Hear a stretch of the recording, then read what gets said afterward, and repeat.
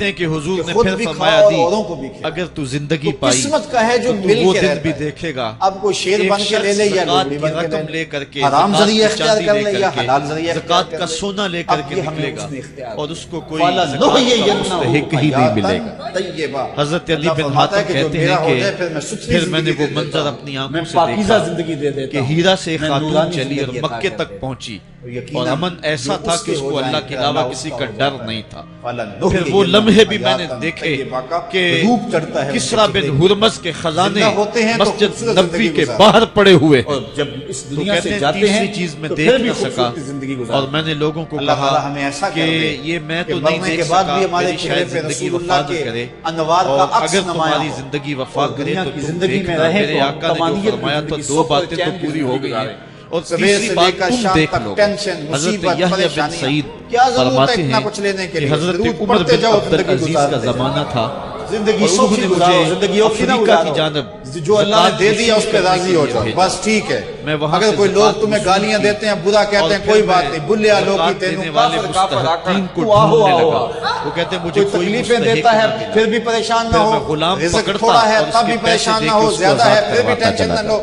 اللہ کا شکر ہے، اللہ نے جس حضرت حال میں رکھا ہے۔ اور عمر بن سنو، عبد العزیز میں کا کہتا ہوں زمانہ کہ یہ ہے ٹینشن فری کہ حدیث ہے۔ گورنر ہے حضرت عراق علی کا، المرتضیٰ فرماتے ہیں وہ جو حضرت اللہ کے عمر دیے بن گئے عبد تھوڑے العزیز کو رزق پہ لکھتا ہے راضی ہو کہ گیا، اتنی اللہ رقم ہے، قیامت کے دن اس کے کا تھوڑے کیا عملوں پہ کرنا ہے؟ راضی ہو جائے۔ عمر بن عبد العزیز کہتے ہیں رقم جو لے اللہ کے کے یہاں نہ دیے آنا، تھوڑے رزق وہاں پہ عراق راضی کے ہو گیا، لوگوں میں بانٹ اللہ دو، جو قیامت کے دن اس کے زکوٰۃ تھوڑے کے عملوں پہ مستحق راضی ہیں ان کو تقسیم خوش کر دو۔ نصیب ہیں وہ لوگ تو جو اپنی گورنر زندگی لکھتا ہے کو جو اللہ کی رضا مستحق ہے میں ان کو گزارے۔ دے دی، اور اب کوئی اپنی مستحق آخرت کو نہیں بھی رہا تو میں اس کی کیا رضا کروں؟ کے سائے میں لے حضرت جاتے عمر ہیں۔ بن عبد العزیز اللہ کہتے مجھے ہیں جو آپ کو مقروض ہیں ان کا قرض اتار دو، دنیا آخرت کی تو بہاریں کہتے ہیں نصیب۔ کہ ہاں قرض بھی میں نے اتار دیا ہے، رقم پھر بھی بچ رہی ہے، کیا کروں؟ حضرت عمر بن عبد العزیز نے پھر لکھا جو شخص شادی کرنا چاہتے ہیں ان کا حق مہر ادا کر دو۔ میں نے کہا کہ وہ بھی کر دیا ہے، رقم پھر بھی بچ گئی، اب کیا کروں؟ تو حضرت عمر بن عبد العزیز نے مجھے لکھا کہ جو غیر مسلم ہیں جنہوں نے ٹیکس دیا ہوا ہے، جتنا ٹیکس دیا ہے اس سے دگنے پیسے ان کو قرضے میں دے دو، اور ان کو کہو جاؤ اس کا کاروبار کرو، کھیتی باڑی کرو، اور ساتھ میں یہ بھی کہہ دینا قرض کی فکر نہ کرنا اور زیادہ اس میں پریشان نہ ہونا، جب دے سکو گے دے دینا۔ یہ دور بھی پھر اسلام نے دیکھا اور یہ گھڑیاں بھی دیکھی، جب چتھڑے پہنے ہوئے تھے، جب پیوند لگے لباس پہنے تھے، جب پیٹ میں ڈالنے کے لقمہ بھی نہیں تھا، اللہ کا دین اس وقت بھی غالب تھا، اور جب گلیوں کے اندر ریشم بکھرا ہوا ہوتا تھا کوئی اٹھانے والا نہیں تھا، دین اس وقت بھی غالب تھا۔ دین کا غالب ہونا یا نہ ہونا اس کا تعلق جو ہے وہ مال و دولت سے نہیں ہے۔ اقبال کہتا ہے کہ زوال بندہ مومن کا بے زری سے نہیں، مومن کا زوال بے زری سے نہیں ہے، بلکہ اس کا سبب کوئی اور ہے۔ وہ سبب ڈھونڈنا ہے کہ ہم دنیا میں رسوا نماز نہ پڑھتا ہو، ہم زمانے کے سامنے تماشا کیوں بند کے رہ گئے؟ اس نے روزوں اور نمازوں کی کثرت کی دفعہ کائنات میں رسوا ہو کے حدیث کیوں رہ ہیں وہ یہ ہیں، آج ہمارا تماشا دیکھا جا رہا ہے، آج بھوکے کتوں کو ہماری پیدوں کے اوپر چھوڑا جا رہا ہے اور اس کا تماشا دیکھا جا رہا ہے۔ صدقے کی کیا کثرت یہ نہیں دن بھی ہے۔ دیکھنے تھے، ہم نے اس سراغ بات پہ لگانا مجھے ہے۔ کوئی تیاری کی دولت صورت میں قلت ناز اور نہیں ہے کہ میرے کثرت پاس یہ بہت ساری ثانوی چیزیں نمازوں کا ہم ذخیرہ نے ہے، تاریخ میں صدقات دیکھا ہے، میں نے بہت سارے ہم کیے، کبھی مالی طور پہ لیکن کمزور تھے، جو رسوا میری نہیں ہوئے، تیاری ہے وہ یہ ہے، مال زیادہ ہو گیا رسوا نہیں ہوئے، احب اللہ و رسوائی کے رسولہ، سبب کوئی اور میں ہے۔ اللہ